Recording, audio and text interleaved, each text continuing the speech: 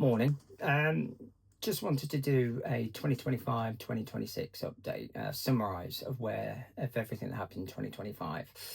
I put a post up on LinkedIn summarizing that 2025, it wasn't deemed that I would see 2026. It was all doom and gloom, and I was never going to see Christmas. That's what I got told, which is quite a hard pill to swallow when you hear stuff like that. But didn't happen like that, and I'm still here in 2026 feeling stronger than ever. But it was a short summary on LinkedIn. So just for anybody else that's been on this journey or going on this journey or is being told the same sort of thing, I just want to summarize. I just want to go through 2025 really, really quickly. So I won't keep you too long and bore you, but it was an interesting ride. 2025 started really positive. I got the results from the Sabre procedures. And that had 100% killed all the big tumours in my liver, which was great, but we knew that there was micro tumours that would start to grow again. So it did the job that it was designed to do with 100% success. So that's good. I was put on an experimental inhibitor tablet and for 3 months. And the first bit of bad news that I had in a couple of years was, other than the cancer coming back, was that the inhibitor tablet had completely failed, that the tumours were still growing. So that wasn't good. My doctor in Manchester was going to subscribe a tablet called Longserve, which is a standardised tablet that they give out to people, but he wasn't hopeful on this one. But he said he'd try it anyway.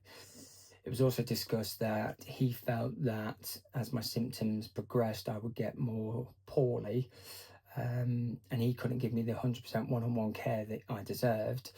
So he wanted to transfer my file back to Leicester because I can't get to Manchester that easy. Well, I can, but it's if I feel sick, it's 2 hours to get there. So he wanted to make sure I could get to somewhere within half an hour. So we transferred us over to Oadby Spire.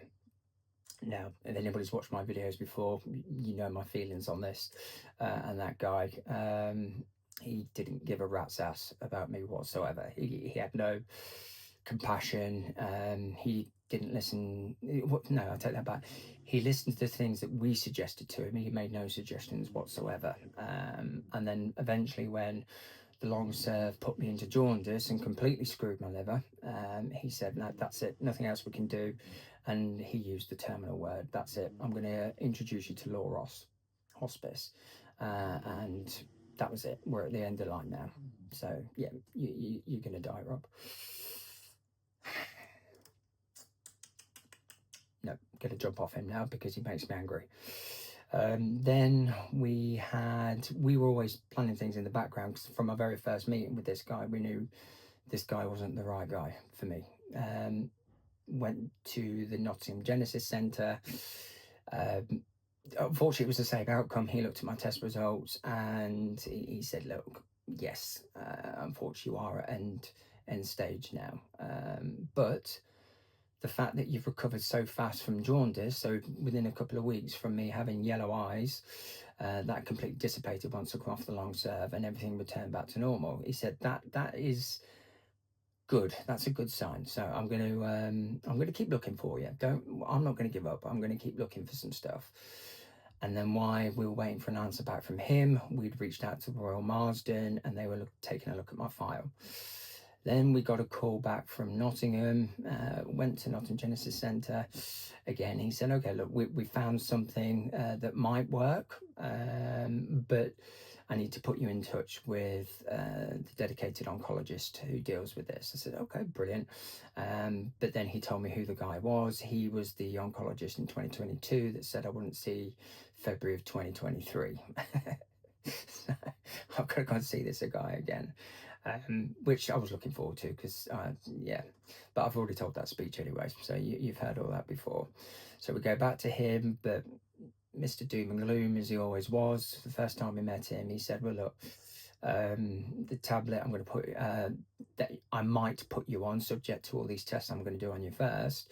If you fail any of the tests, then you're not going on it. But the tablet itself has risk values. It only works in 9% of cases, and of the 9% of cases that it does work in, it's a question of quality of life over quantity of life. So would you want to live longer but not get out of bed, or would you like to go out on your own terms. So I said, well, it's going to keep me here longer. We'll do it. I'll fight whatever symptoms it has. So after a battery of tests, it came out I could go on the tablet, and away we go on this tablet.